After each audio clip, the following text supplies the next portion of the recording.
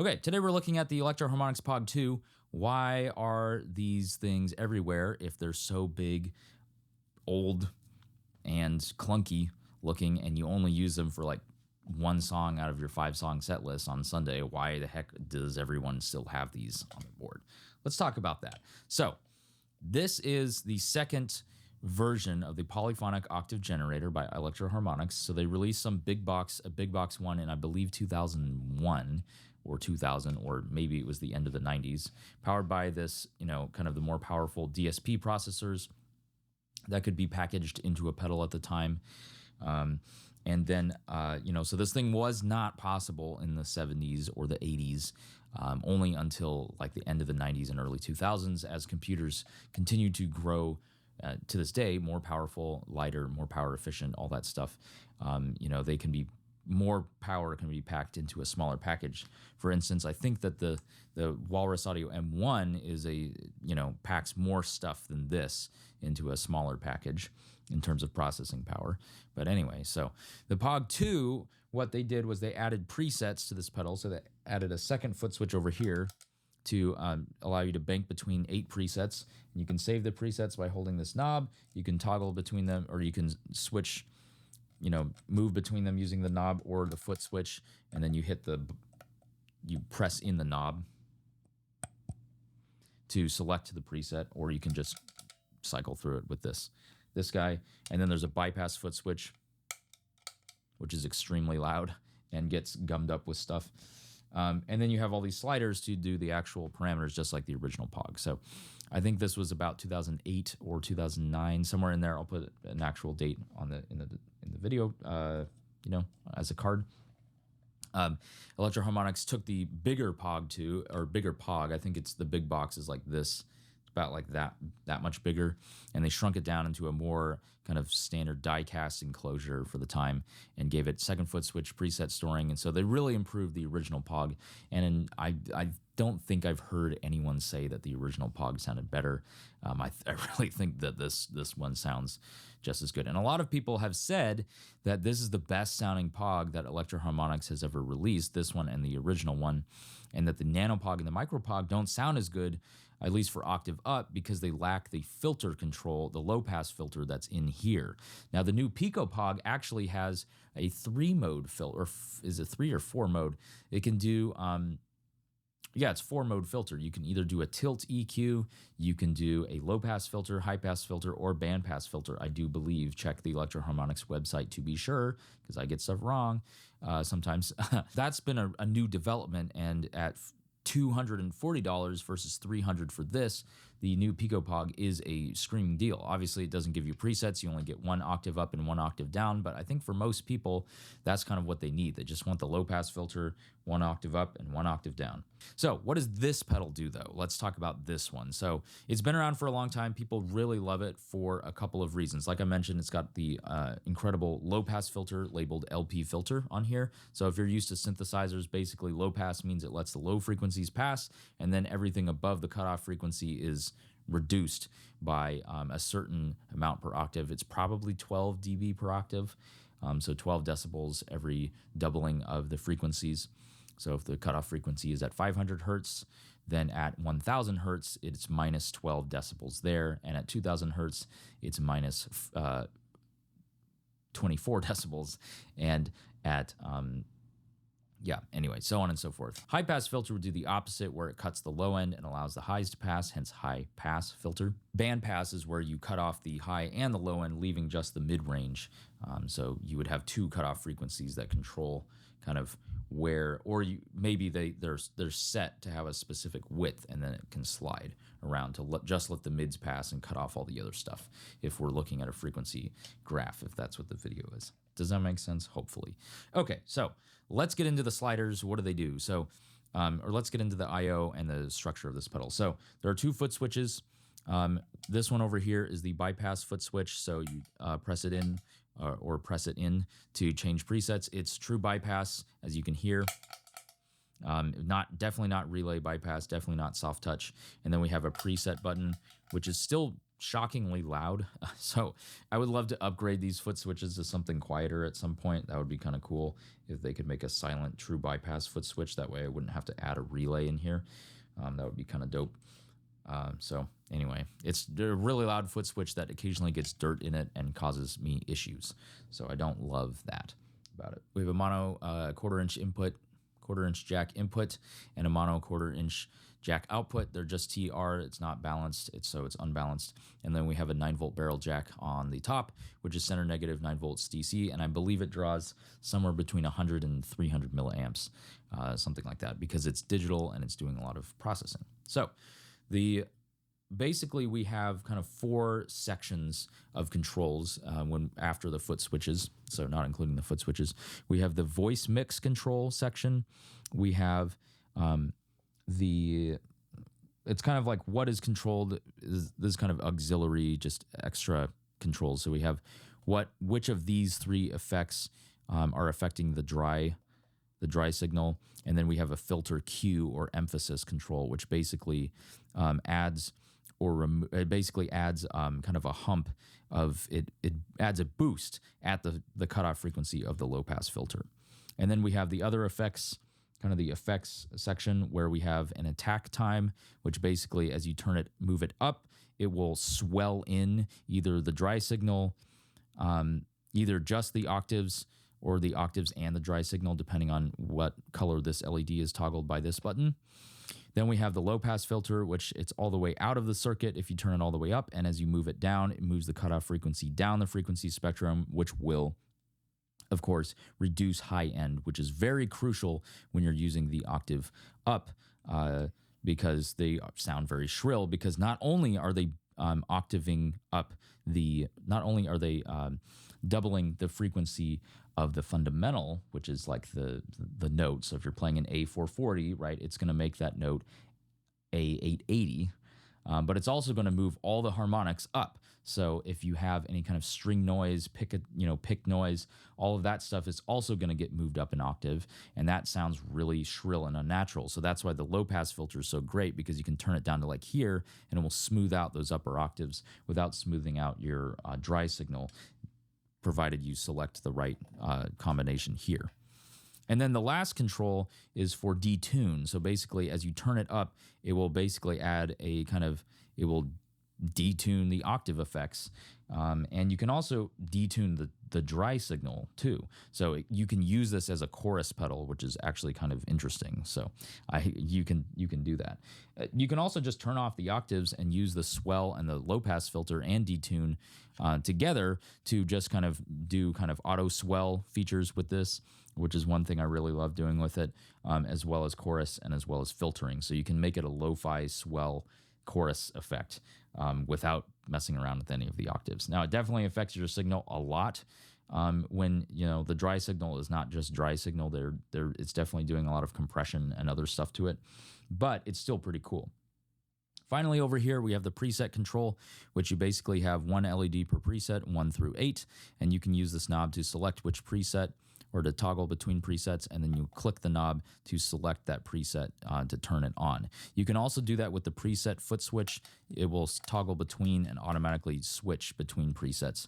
So that's pretty great. And the way I have it set up is I just have my kind of church octave up sound. I have an octave down plus dry sound, and this is the first one is octave up plus dry with some filter. And then I have octave down, and then I have I think it's kind of like a swelly kind of organ-y thing, and then there's another swelly kind of organ-y thing in 4, and then 6 is just swell, just dry swell, no octaves, and then there's like some other organ sounds and a chorus sound that I have laid out. But honestly, I've mostly just toggled between a couple of presets. My last show with my band, we played a song with some synth parts, and since we didn't have a synth player, I pretended to be the synth player using this, so it's pretty useful for that stuff.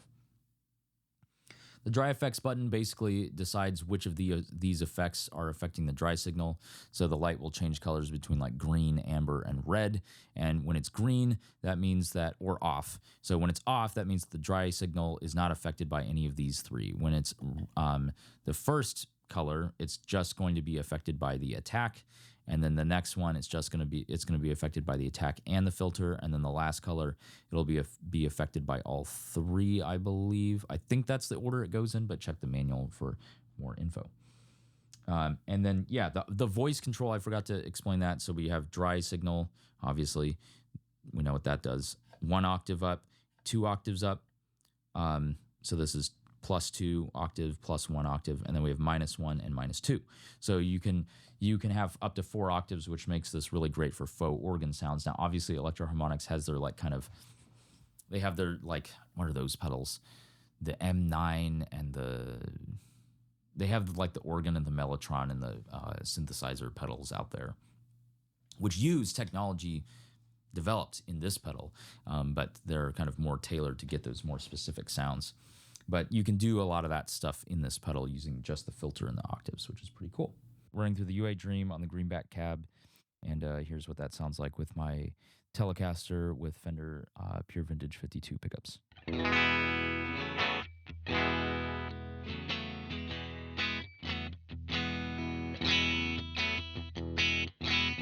We'll get some overdrive courtesy of the Jackson Golden Boy, maybe the Boss Super Overdrive, which you can see in frame, Friedman BE OD for distortion, JHS Supreme for fuzz, or maybe a little more overdrive from the 385. Reverb and delay will be from the Boss RV500 and DD500, and modulation from the M1. I'll probably not play too much of that aside from the intro bits. So to start from the beginning, here we have the POG. Let me bypass it. When the preset light is not flashing, then you know that the pedal is on that specific preset, or is on a preset, and you can see which preset by the bank of LEDs over there. To save a preset, you press and hold the white button, and then this foot switch banks between them. It's basically like turning the white knob and then pressing it down on each preset. So let's start with the voice mix. So right now we have dry.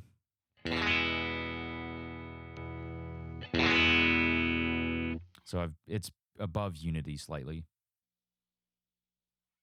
There we go. That's unity. Unity gain. So now let's bring in some octave down.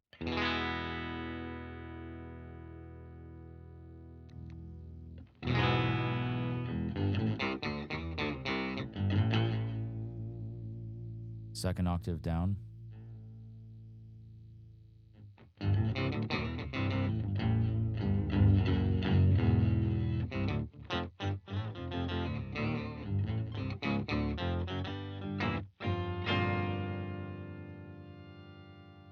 Octave up.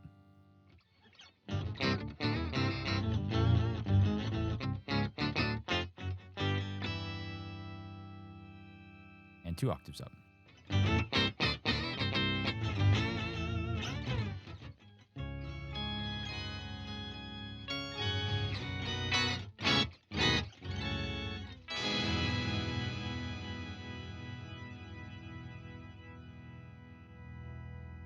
We can swell in the octaves.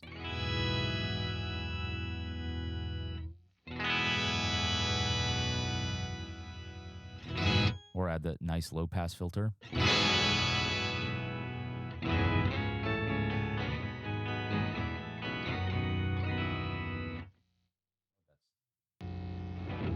Let's hear what that sounds like. Distortion.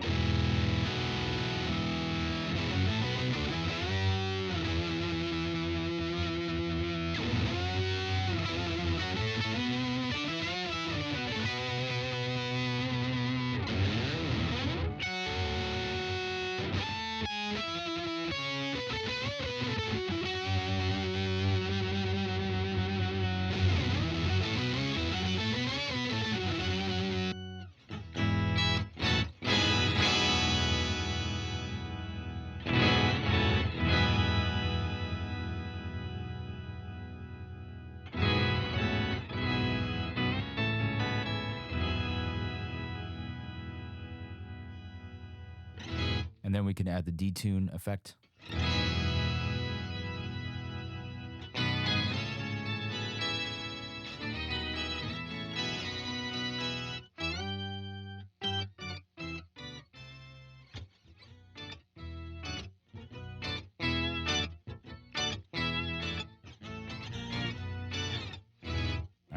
that is. That's crazy. Okay, a lot of octaves. Let's isolate just each octave and hear each one by itself.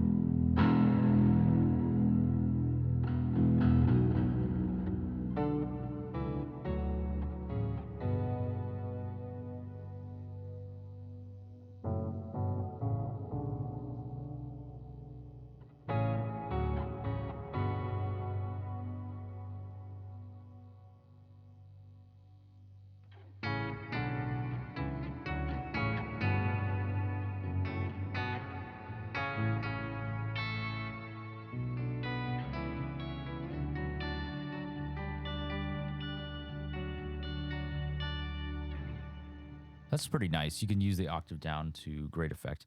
Let me show you what it's like to use it as a thickener with distortion.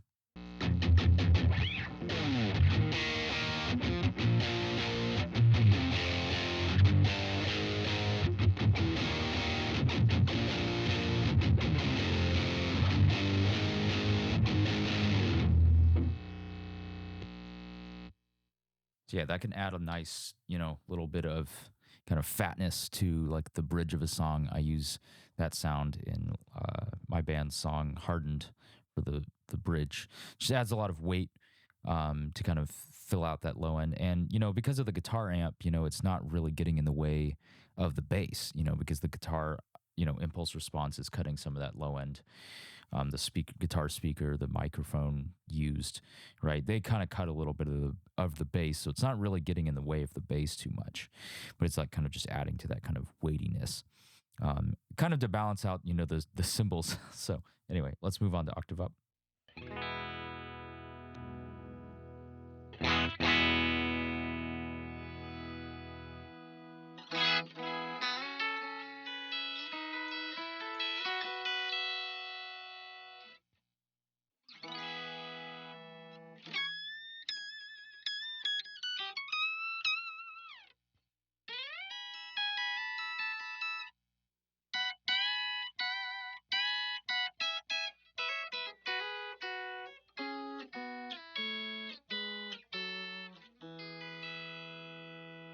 Sounds a bit like the whammy, it's the same type of technology going on.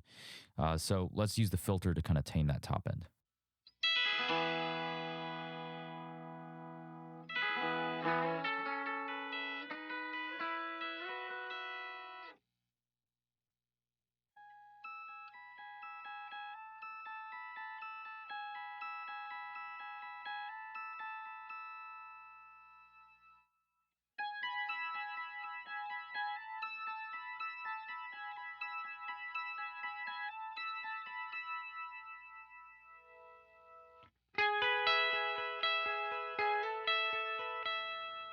Adding in a bit of that dry signal can help, get rid of the really digital kind of dry sound.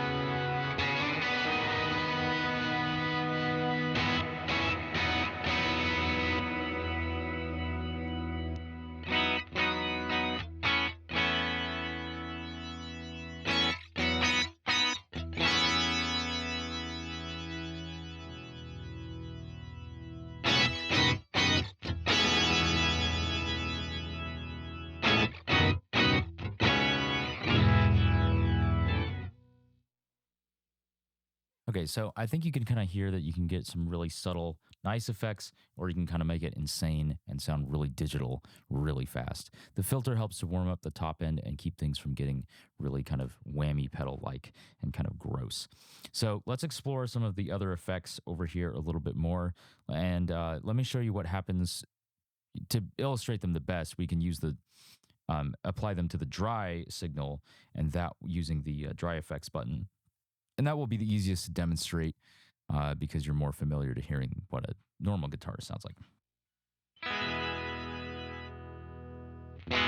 So when the dry effects button has no light on like it is right now, none of the dry effects or none of the effects over here in this section affect the dry signal. So I can bring up the attack all I want, and the detune and bring the filter down, and none of that stuff affects the dry signal.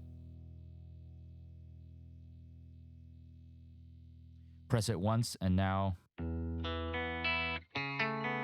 you can hear something has changed. Basically, now the dry signal is being resampled as well, but just not pitch shifted.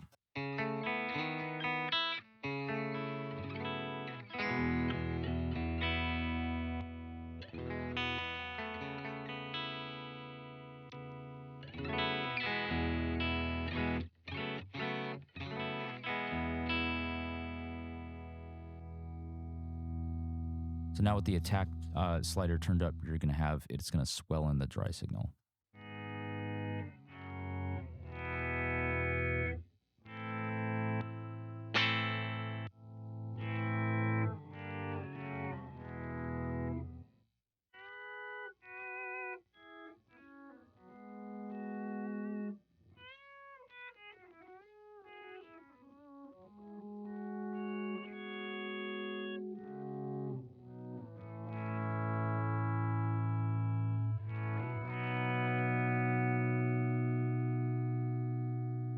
Notice that the filter and the attack control, or the filter and the detune controls, are not affecting the dry signal. Now, once you press the button again, it turns green, and now the filter affects the dry signal.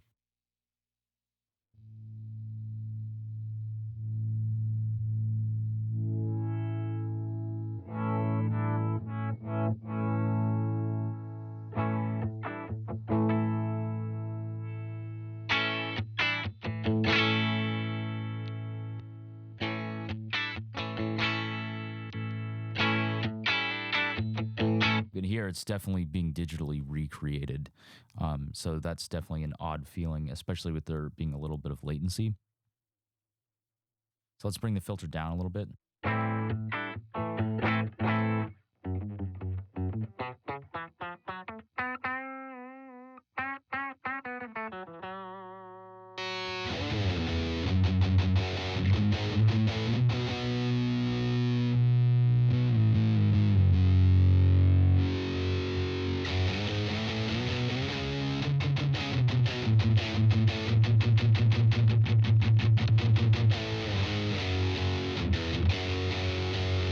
Kind of fun with distortion. But yeah, the filter is active. So now let's bring in the detune.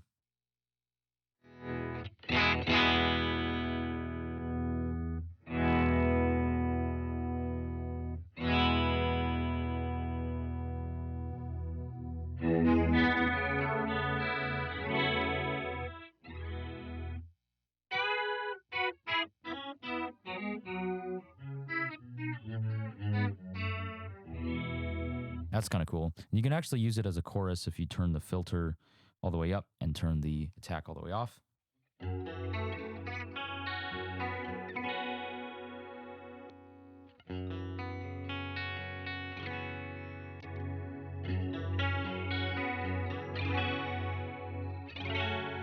Wow. It's really lush, even though you can definitely hear like digital clicky kind of noises. It's still really cool. Let me show you what the Q button does. Basically, it just adds a boost or a peak around the cutoff frequency of the filter. So it's just going to kind of do some of that. So let me just, let's isolate the filter again.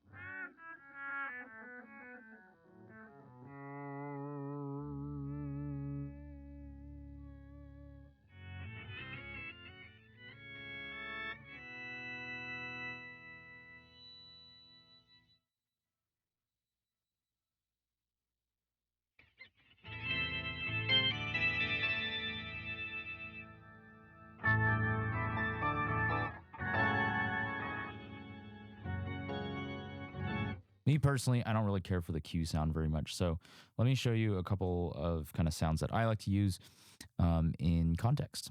So yeah, let me do a quick demo of that. So now I've got the compressor on, and I'll kick on some reverb, delay, chorus, and drive. But I'm going to recreate kind of my octave up sound that I like to use for churchy stuff.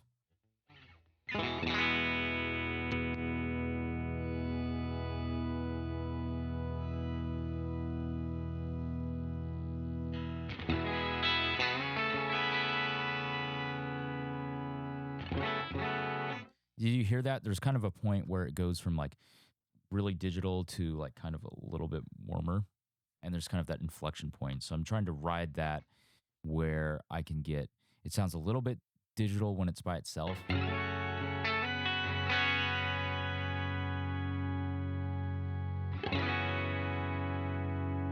See, that's too dark. So you have to like just right in between. Okay, so now let's hear, let's add all the stuff.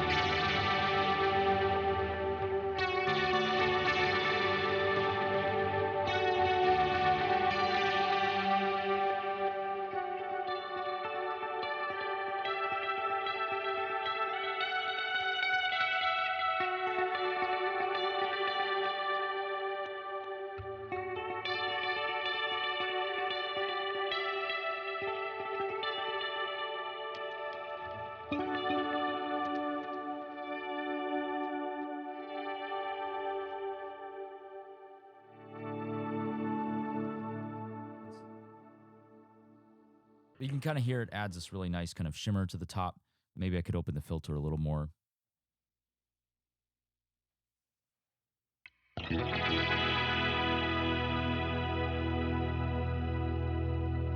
And pull the mix back.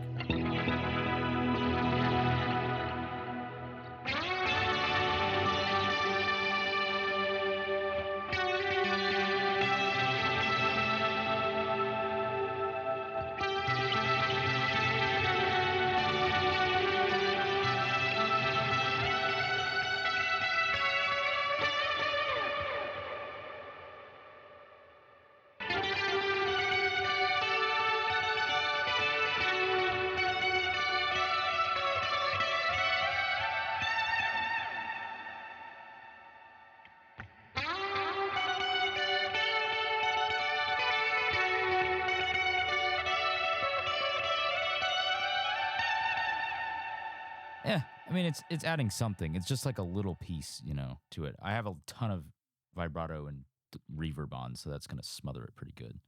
Okay, now let's dial up something thick, something really fat, kind of something to use with drive.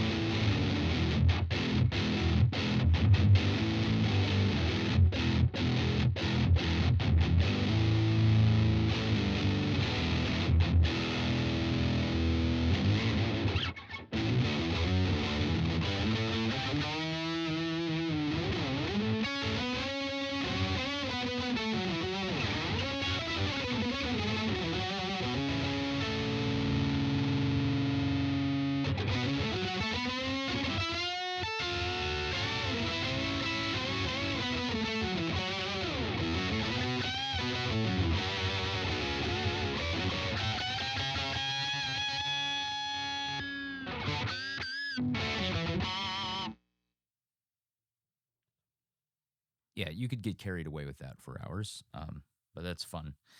I don't know. I like using it to kind of fatten up riffs and chords. Of course, I added the octave up.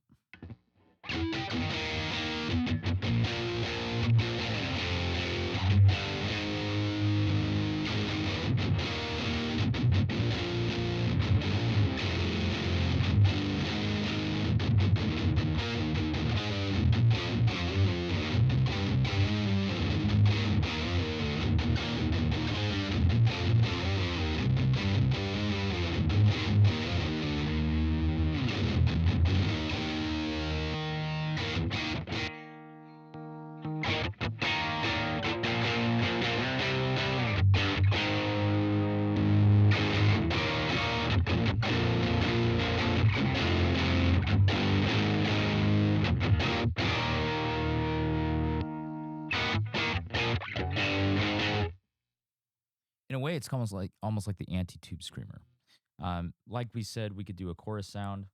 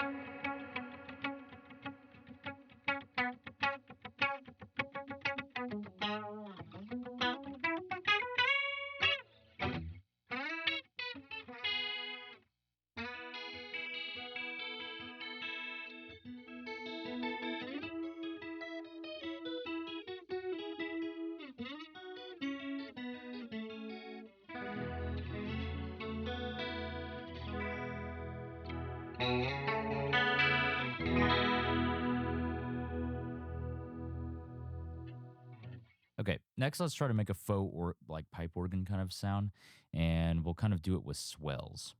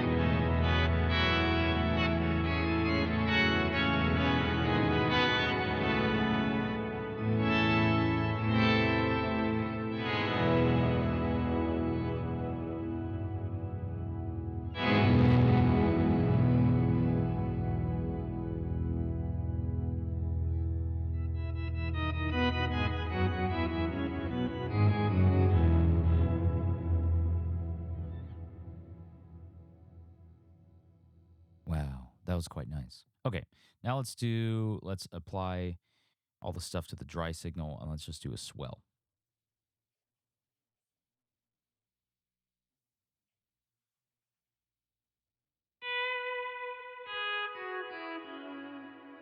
Turn that reverb off first. Okay, so dry.